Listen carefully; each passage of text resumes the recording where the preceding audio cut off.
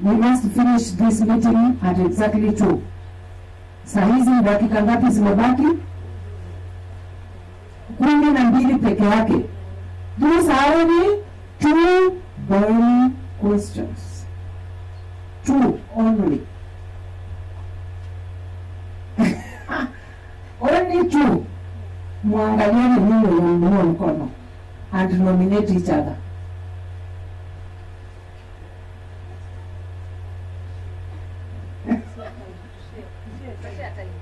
One question. Simkora mic. Ukianza story ninakukata na tunaenda kwa next. One question each. You start saying what your name. My name is Esther Nyokabi, Chair Maendeleo na Chair Community Policy, Women, Peace and Security. Okay, my question at least ni mbili, sio allergy time kwa sababu ya ile wakati inafunguliwa, wakati jioni inafunguliwa inaleta smell. Hiyo nyingine nikisema tunaweza fanya anything. Tunaweza itengeza ile ya kutengeza fertilizer as I said niliona katika end. Ya mwisho, how many workers do you have? Casual na permanent. Ili tujue kama watoto wetu wanasaidika. God bless you. Next. Unaona offer sana. Good afternoon, Ruth Ndongo, Kenya National Chamber of Commerce and Industry, Nakuru County as the program officer. Mine is first to congratulate you for the good work. So far, hata kama complaints ziko zimekuwa chache than before. Number 2, mbona kukinyesha ndio sewage zinabastiki? I think kila mtu anafungulia wakati. Number 3, opportunities for special categories like the PWD in terms of jobs or internships or something like that on behalf of my colleague, kwa sababu hata mimi niko na mtoto ambaye is special need. And the last one, please clarify on new collections. Sikuelewa hapo. Mapesa ngapi, nani anafaa kujinunulia nini, and after how long? Thank you.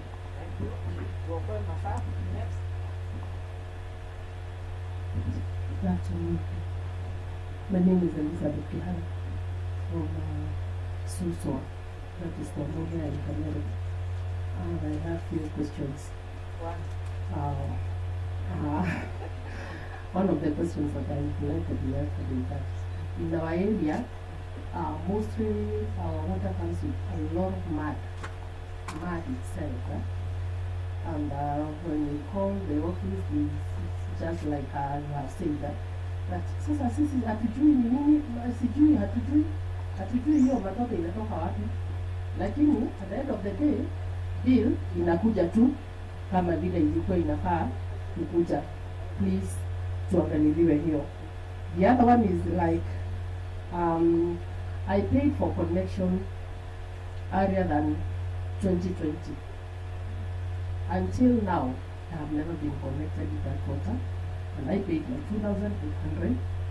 I brought all the documents which I was asked to give, and until now, sijawahi connectiwa hiyo maji. Ningeweza kuuliza kwa sababu nimesikia kila watu wanajitetea mambo ya Asiwa, Kihoto, Kayore and what have you. What about our area at Kamere and DCK? So how many news about the DCK? Watuambie vile hata sisi tunaweza fanya. Notification of payment, sijui kwa nini iliondolewa. When I pay water, I pay 5,000 or 2,000 or 100. There's no notification ya kuniambia kwamba Naivasha sanitation nimepata pesa yangu. And when I come to complain about my bill, I'm supposed to be having that notification. You understand, the siku fulani nililipa maji but haikuhesabika. Notification sijui ilienda wapi. I was a bit late, sasa sijui kama mambo ya statement mlikuwa mmeongea. The statement is charging a lot of money. 200 shillings is a lot of money for a statement. So hiyo madam unaweza kutuangalilia. This is wakati bills zinakuja juu. Like now I have one whatever. I have one particular number of water bill. Nimekaa bila kuitumia kwa sababu ya hiyo maneno tu yenye utatengeneza. Lakini juzi yonaga nikaletewa bill ya 2,300 and something. And yet I'm not using that. So I think we'll solve that one. Thank you so much. Last one. Good afternoon, everyone. As I said earlier, my name is Oda Kemos, representing MCS Gitwad, Virginia Maja. Nitauliza swali langu kuhusu Mshilingiri. We have a water project in Mshilingiri, and this year, early this year, we wrote a letter to the county government to take back the water project to the county so that the county will give NAIVAWASCO the authority to take over the project. Our Mshilingiri wamekaa more than 1.5 years without water. They really have a problem na maji. So my ask to NAIVAWASCO is wajaribu sana. They do something kwa hawa watu Mshilingiri. Those people walk around 3 to 4 kilometers after it. Naibakikani. Sawa. So we need kama already imeshafika, we need hawa wafanye wenye wataweza hawa watu wapate maji. The other thing ni connectivity. We have a challenge about watu wenye wameprai maji na bado za connectivity. We have a major problem. Hapo Karagita, Hellgate, Maruti, huko kote watu wengi wameprai maji, lakini bado miaka inasonga na bado hawajapata connection. So we need to work on that. Kitu kingine ni about the hotels hizi ambazo ziko around hapo. Unapata hizo hotels wana release sewage zao wakati wa mvua. What can we do to control it? Asanteni sana. Excuse me, madam. We have another big village here in South Rikiviras, nyuma ya South Rikiviras. There are a lot of there are a lot of people there, and you don't have water. Really, you don't have water. It's a very big estate. Okay. Bwana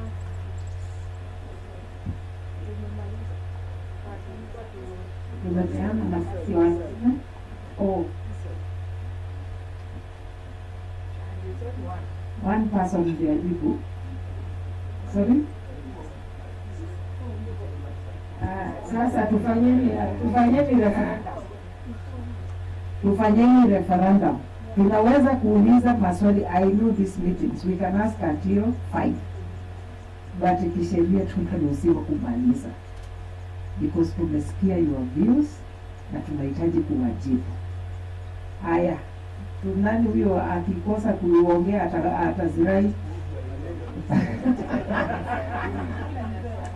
Asante. Okay, mwana Mike, alafu mzee wangu pale. Utakuwa sawa? Basi. Asante. Asante madam. Nimetoka Kayole, naitwa Jason Odumu, representative wa MCA Lake Ward, nimetoka sehemu ya Kayole. Kuna pati ya Kayole moja iko na maji, ingine haina. Please, unity. Hiyo place itapata maji with that. Asante.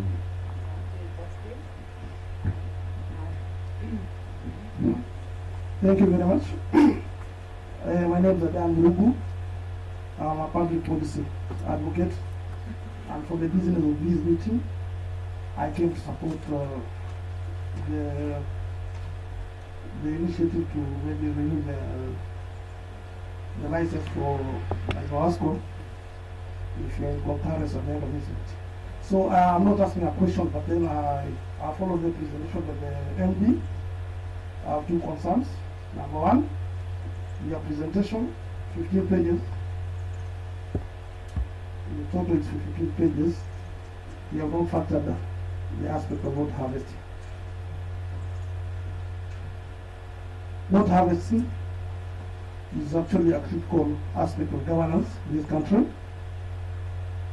We have the Water Harvesting Authority and what is called the National Building Code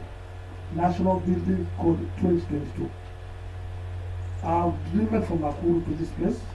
I can see new building coming up, and I want to agree the town is growing. So under National Building Code Regulation 2022, any developer of a building is supposed to factor water harvesting. So these I find very lacking in your presentation. Number 2, another concern, you have not provided a mechanism for customer survey, customer satisfaction satisfactory survey. What you have presented as number 10, customer complaints, that is not the right thing of approaching government business. Here is a complaints management. I think I need to amend this, to propose to amend this. Complaints stroke. Complement management. I'm sorry to the resident of Naivasha.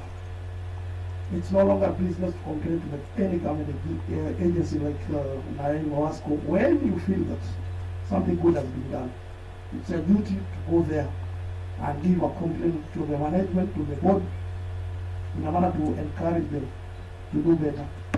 So, my take is, for number 10, away from complaints, then I think this should also create room for a mechanism for maybe a water consumer, be it domestic, institutional, or a manufacturer, to come and actually compliment maybe for the good work you are doing. This is now to the CEO as rep. I'm happy to meet you for the first time, and I'm a serious person. You heard from Engineer Jagger and my CVC. In the last 5 years within the water sector, the business has been automation of services. What I find lacking in our NAIVAWASCO and also all the 100 WSPs, we are not focusing on automation. And I'll give a story. Yesterday, I was reading my Sunday papers, and there was an article of an NGO in Nairobi, maybe Kibera, that is connecting water within all the slums using iron pipes.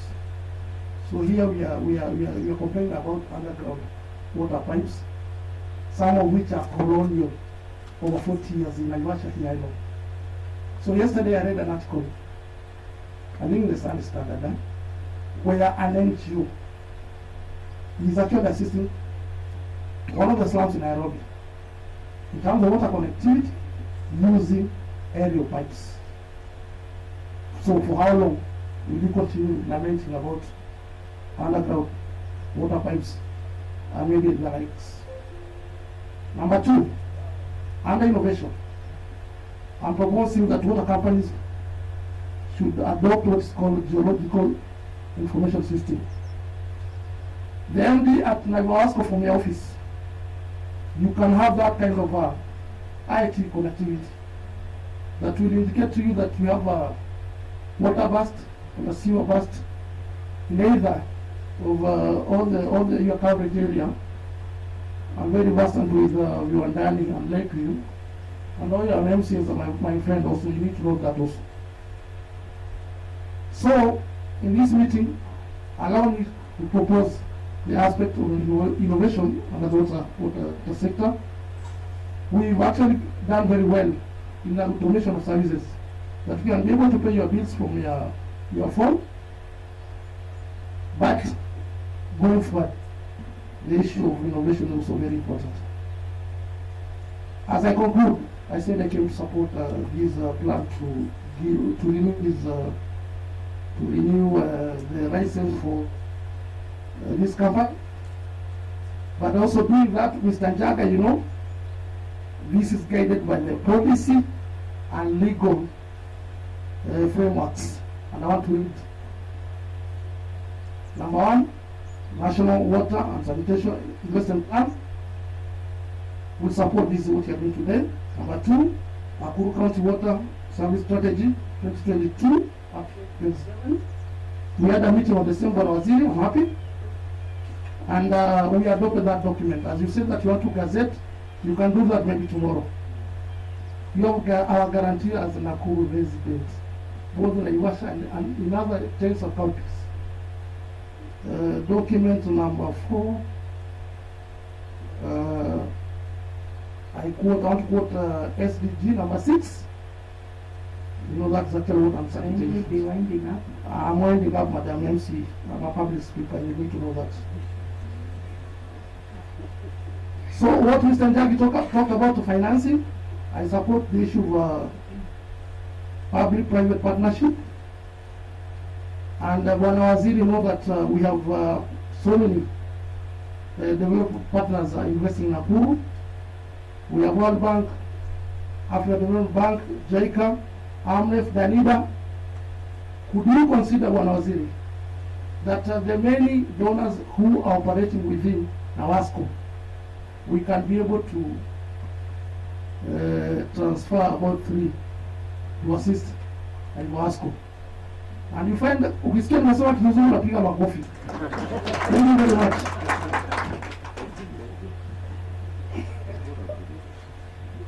Mikutano kama hii kweli kuna mambo. Thank you, Bwana Murugu. You have really added value to you today. Asante kwa kuja. Sasa MD, sijui ile harambee timu yako bado utaifanya ama utajibu wewe peke yako? Ya jibu Waithaka, Justin, Bwana Dan Murugu na hata pia si wakipeana way forward ataongea kidogo. Hakikisha mmetaja mambo ya Elizabeth, ya Ruth na Nyokabi kwa kifupi sana.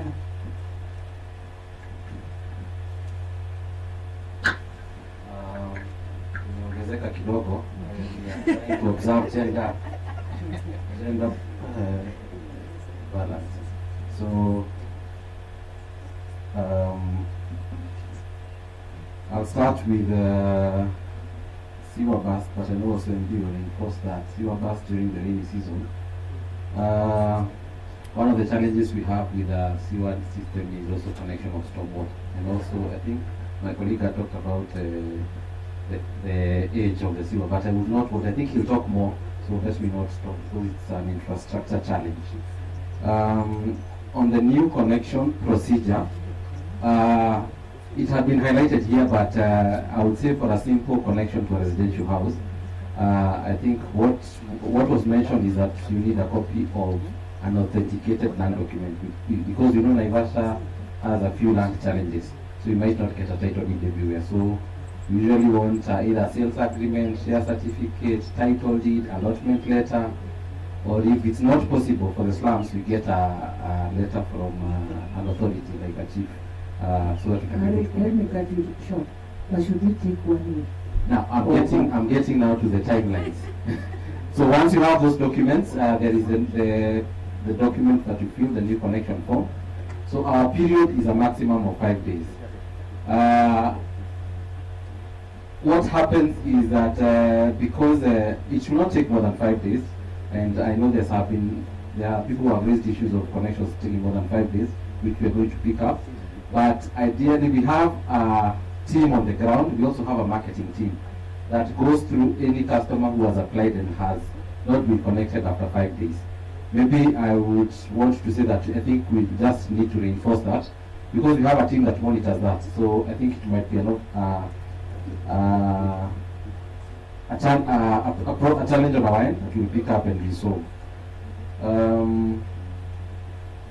Including that connection of 2020, those ones we are going to pick up. Connectivity challenge in Maruti and Karagita. We have some few gaps in terms of connection, in terms of the network. You find that we might have done the main line, but a street getting into somebody's household is not there. So we're also trying as a company to do some few extensions. So like for that area of Maruti, and I know Mirera, Kiandeke, those areas, we have a plan to do some small extensions, I think within this financial year, so we should be able to sort that out. I think unity, customer satisfaction survey. Yes, I would agree that it's important that we have that. And actually this year we are carrying out a customer satisfaction survey to be able also to gauge the satisfaction of our customers. I hope I have answered. So my colleague will also answer issues of bills and. Good afternoon, everyone. I'm going to answer issues to do with the bills. So there was a complaint on issues to do with high bills. One thing I'd like to clarify or confirm is that mostly our bills we bill based on meter readings, and actually with the new system we even take pictures. But however, if you have any concerns on the same, we request you to visit the office or make a call so that we can show you the evidence that we had or that we took to bill that customer or to bill your account. Okay? Then also on issues to do with the statement, someone mentioned that the statement is 200 shillings, but maybe I can confirm it's 100 shillings, and that is from the approved tariff. However, I'd like to encourage customers to use the USSD, where if you can use the USSD at the comfort of your home without actually paying the 100 shillings, which is easier and faster. And then the other one was notification. I know a couple, the last, I think, 2 or 1 month, we've been having issues with the notification, especially with payment. But we had like a slight error where we tried to align our SMS with our system. But moving forward, I think from this month, you'll be getting the notification. I'm sorry for that, but tunaomba mtusamehe, we're going to improve on this one. Thank you so much. Thank you so much. Continuing on that, I want to respond on Kayole Unity area.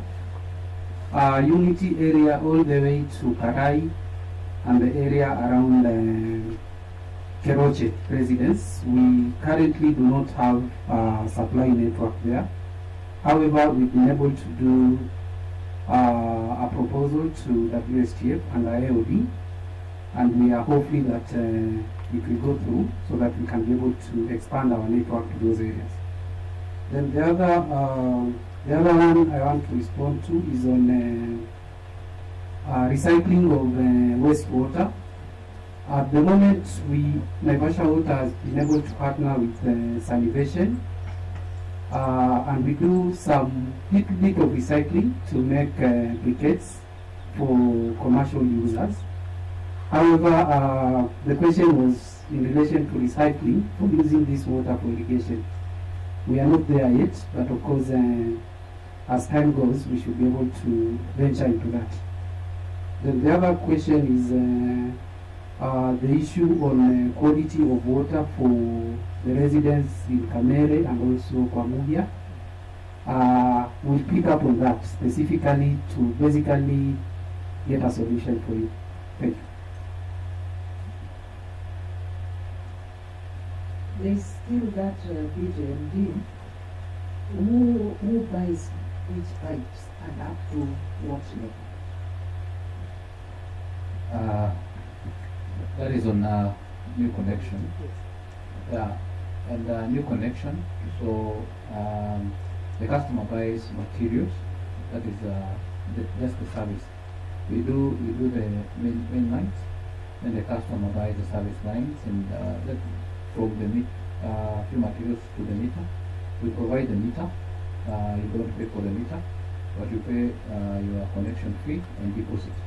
But materials from where the service line to your house, those ones now you buy. However, as we are saying, I know we have had a lot of agreements with the community. It's good to say that, whereby the community where they do not have services, they have come together, mobilized resources. We also now mobilize our resources, and we're able to do a project instead of waiting until when we get money to invest.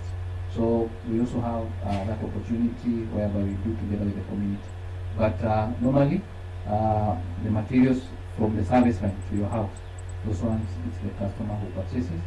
But then there's what also we contribute, like the meters. In terms of the workers, we have 89 employees. These are both long-term contracts, permanent, short-term contracts, and we also normally engage about 29 cashiers. For PWD, yes, we do have opportunities. I think it's only that maybe for now we do not have a person who is living with disability working together with us. But when we are advertising the positions, we try to also open up opportunities for all categories of people. Want to see whether I've answered everything. Then Mushirigeri. For Mushirigeri project, yeah, I think we started the process of taking over. It was a community water project, and we agreed that we are going to take over. So we started the project of taking the process of taking over, and we are still in that process because after paying the bill, because we had agreed with the MCA then that they first of all clear the bills. Then now from there, that's when we started. I think they did so in August, but we are still in that process. So we know once we complete, we will be able to provide the services. And the bills I'm talking about is electricity bills that the community had approved then. I think for hotels, sewer, most of the hotels are along South Street. They are not connected to a sewer line because we do not have a sewer line there. And I know maybe they are discharging their sewer to the lake. And I think this is something that also we should be able to report. We have also some regulatory bodies like NEMA and WRA, which I believe they can be able also to take action or enforcement action on them. South Lake Villa, again also in Kayole. These are areas where we've not been able to connect. For Kayole, as we have said, we intend to take a loan to be able to reach all the other areas around Kinamba, it's called Karai, and the upper side is called Mararo. So those areas. So if that process goes through, then we'll be able to again take water to those areas. South Lake Villa, I think these are some of the proposals because we have done a proposal to do a line along South Lake. If Lake Valley will be able to implement that project, I believe South Lake Villa will be able to get water. On water harvesting, I think this is an issue from Department of Physical Planning, which I believe will still be. I know also municipal board when they are represented APA, they are also taking those issues so that maybe when they approve for buildings, they will consider that. I would also want to mention, I know some of them were questions were done to the CEO, but I can also mention a few things, like as a company, we have incorporated GIS. So we have somebody who is also in charge of GIS, and again we have automated our services and also our operations. Not really 100%, but we are working towards automating our operations, that is bores and other treatment operations, to make sure that they are automated fully. So I think with that I've been able to answer all the questions.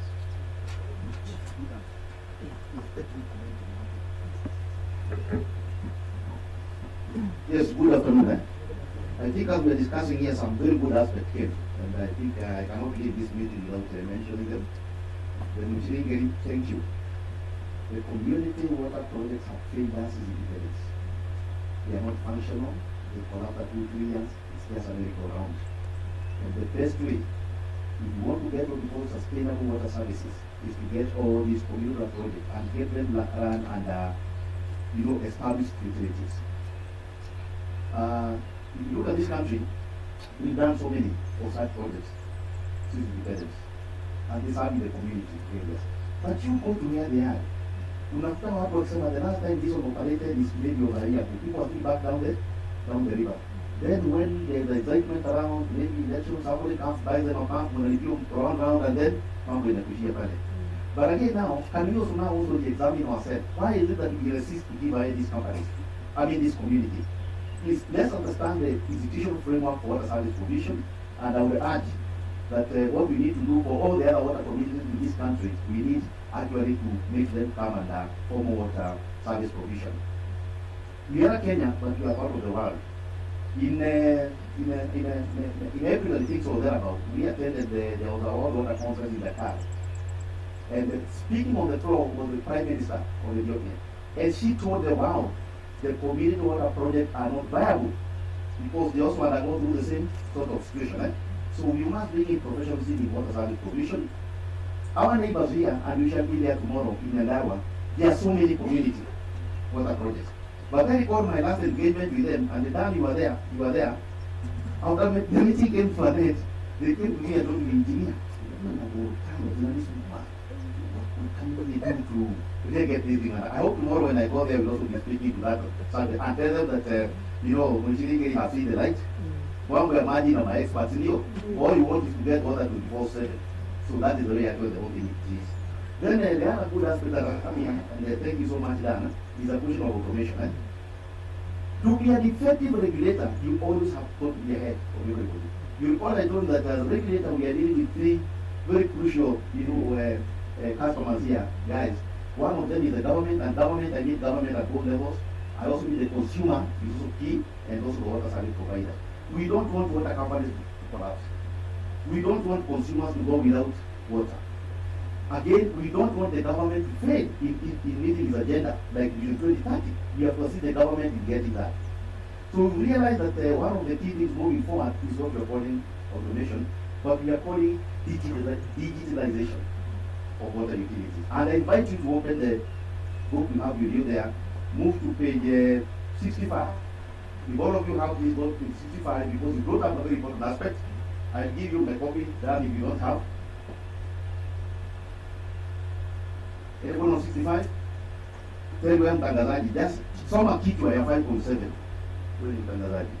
Inasema digitalization as an emerging front for utilities.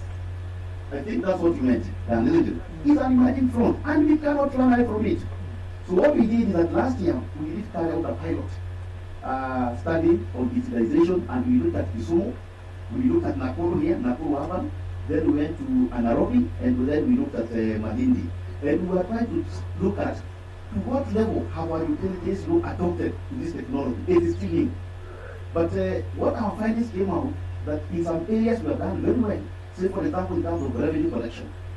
If you look at the same report here, you'll find the revenue collection for all utilities here in this country is probably 90%. You can say that is quite high.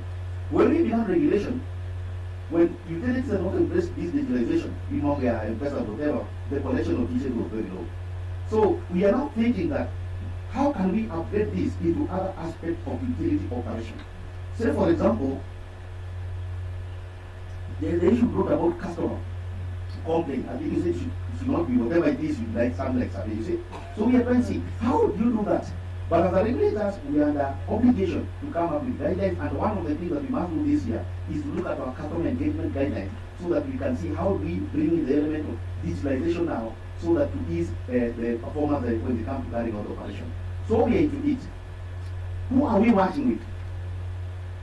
All these telephone companies you see around, Airtel, Safaricom, and the rest, they have an association, wanachama yao moja. Just like one woman they have the media council of Kenya, isn't it? The association of all the telephone companies globally is called the GSMA. So we are working with GSMA because whichever way, when you pay your money, you go somewhere and then finally that kind of thing, you see. And then we are trying to see how can we leverage on that technology, on that know-how to be able utilities to perform better. And I think the other commitment we are making this year is also to become up with the regulatory guideline on that. Why are we saying this? In this country, we have a law covering that consumer or data protection. We have a law of this one, isn't it? We cannot give just the information about you done to any other sample, isn't it? So as Kenyans, we have got to be very careful because as we get to this digitalization, we are giving somebody all the information about you, isn't it? Your ID, blah, blah, even account, that kind of thing, you see? So there's a lot of consultation going in, and that's why we need the regulation in this area, so that finally we don't end up, probably exposing ourselves as a country in the name of trying to move out on that. So we are in that area, and thank you for bringing it up, and I've decided to stand here so that you have to shed light on it. We are already into it, digitalization. Dan, because you are saying public policy, I can share with you the report. I think it's also good for you so that you can articulate it in another forum in a better way. I'll share with you, but we are now getting to that area. Thank you. Now I want to invite, now we have come to the moment or the hour. As I said, this process is actually, public participation is okay. What we want here as a regulator here is your position. Do we go ahead or we put some brakes on this company. If we put some brakes, then the alternatives, you invite other people to come and take over, and those mechanisms are there. But we want to hear with you, and I invite the CEO to take us through that session. And as we go through that session, if there's going to be concurrency, I would want to ask our photographers to be allowed and take that photo. Because you know that the evidence, hard evidence these days, hard evidence, it is very key. I'll tell you, we have found ourselves in court in the past because of licensing issues. You will find a small group that did not manage to come here. It is going to say they were not involved, they were not invited, and that's why we have spent over a month. We put this advert by the papers, locally, they charge everywhere, and then finally we are in this session, and then we are not closing today. I think there's still some days where we can bring up these issues. So I think I want to I invite our CEO to take us through this delicate situation, because mambo ikiharibika, si mimi anatakiwa, it is the CEO wake, you are there proceeding. So then it is to arrive there, hata kama ni kafile moja, but of correct evidence, but not right there with a track that has no evidence. Okay, let us appreciate the engineer Jaga. Also, we need to appreciate everybody. You know, all the participants who have given their comments, their compliments, and also their complaints. Let's appreciate everybody for the role they are doing. We are now coming to the close of our consultative forum, and nimekabidhiwa jukumu la kupeana msichana. Nipeana ama nisipeane? Nifanyaje? But then now kuna vitu tatu ambayo inanifunga. And I think Naivasha Water Sanitation Company. It's only a few things. We don't know because now the current position in WhatsApp is now tiny.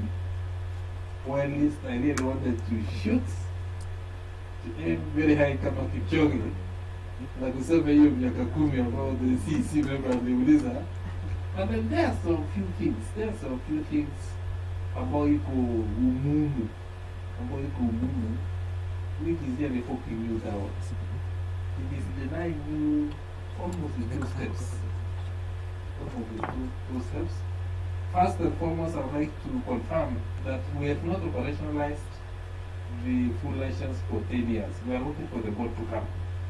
So the interim license is 2 years, and then the full license is 5 years. Now, wakaji wa Naivasha, mnasemaje? Mnataka tupatie Naivasha Water Sanitation Company full license ama interim license? Full license. Yes. You know, nyinyi mlijifunga. Mlijifunga kwa sababu you were talking without knowing that the CEO was sitting somewhere there. And I was writing down what you were mentioning. You were supposed to have done a representative forum. Kila nyinyi msikie. Sasa mkasema kila kitu nikiwa nimeketi pale. So you people, you have really denied Naivasha, ile passage. Niliwaahidi leo asubuhi na kwamba I came here and myself I wanted to give them all the honors they are required to be given. But most of you poked holes on them, and the board chair is aware. The board chair is aware about all this. Yeah? And I will only focus on 3 areas. Because the MD, the chairperson is aware, the MD is aware. Kwa hivyo ikiwa kuna watu ambao wananisuia ni hawa wawili. Mtu ya tatu ni nani? Ni nyinyi. You know, our stakeholders have never known ya kwamba ikiwa kuna jambo ambao mnafanya, like now not able to ensure that we account for all the water. Ikiwa maji yote is not being accounted for, that's why nilikuwa nimesema labda kuna wizi kidogo ya maji, ama unakuta kwamba kuna past pipe inachukua muda mwingi kunini. That definitely ile maji ambayo inaendelea kupotea kule njiani, definitely inaharibu performance ya company. And this is what I was telling the MCAs ya kwamba tafadhali mtusaidie, ya kwamba mkipiga simu muandike somewhere ya kwamba tumepiga simu wakati fulani, saa fulani, na tumeongea na nani. Because if they take, let's say, ikiwa maji imekuwa detected saa 12 kwamba kuna past pipe na wanachukua mpaka kesho asubuhi, hiyo ndio itakapo imeenda. That is now denying the company a lot of so my friend, my dear friend Engineer Ngeno, wacha nilete mastaka ya wawili pamoja na hawa. Ngeno is not involved. Ngeno is not involved. The non-revenue water is a bit high. The non-revenue water here is a bit high. And it is something which has pulled down this company. As of now, they are at 28. They are at 28, and at least ile bare minimum ambao ingefanya hii company isipaki nyuma, isiwe inafutwa nyuma, ni 20%. So that is an area ambao you have to identify. Hii non-revenue water imetoka kwa sababu ya nini? What strategies have you put in place? Resolution gani ndio board imetoa kuhakikisha kwamba hiyo non-revenue water because if you find that you are in your reporting system, you are always reporting that you are on 28, then WASREP is not happy. We want a situation whereby if we find that either you are on 35 and you are coming down, then we can soften a bit, knowing that in the next 3 months you will achieve your 20. But if you stay on that average of yours, then it means either you don't want to identify the possible indicators and areas which is making the non-revenue water to occur. So it's the role of the MD to identify those areas. He's supposed to table it kwa board, na kuambia board shida yetu ndio, na mjue msipochunga mambo ya non-revenue water, it will also affect you to be commercially viable. When you go to the bank, wataona kwamba either itabidi uweke insurance mambo ya wastages is very, very bad. Another aspect is on the personnel expenditure. It is still very high. It's still very high. So you must be eating almost the half of your resources. It's also worried. It's at 45%. Because of the expansive nature which the CEC member had talked about, that from the urban it has now spread out.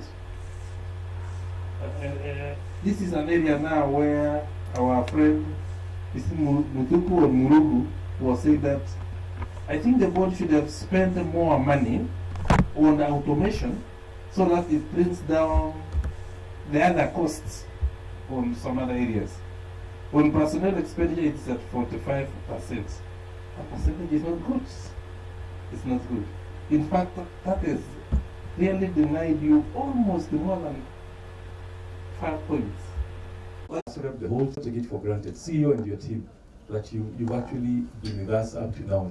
For us, with CEC, Industrial Park has been a big effort that WASREP and the county government have made. So thanks a lot to WASREP, county government headed by the CEC, Bwana Ngeno, Waziri, tunashukuru na tunakuombea ushike hiyo kiti tena, and may the Lord bless you too. Municipal, Absalom, and the team, he's also water project been with us. All of you, please pass our regards to the MCAs, and we are. Okay, so am I. Okay. After a vote of thanks, I'll give you your staff. I want to start with the board. The board, we are united. Gwana Mrs. Grace and the Tabitha, we are grateful that as a board we are able to work together. This is one of the boards I've loved working. You know, sometimes that you're able to drive and help manage MD and the team to really drive this company, and it's been exciting.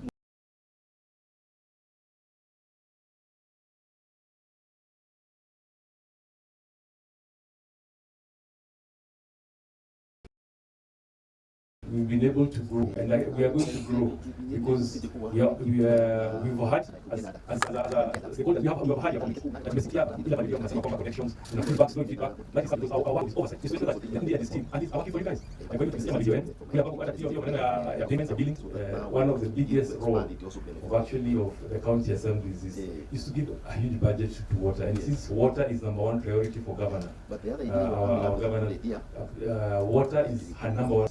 I want to give, I also want to the catering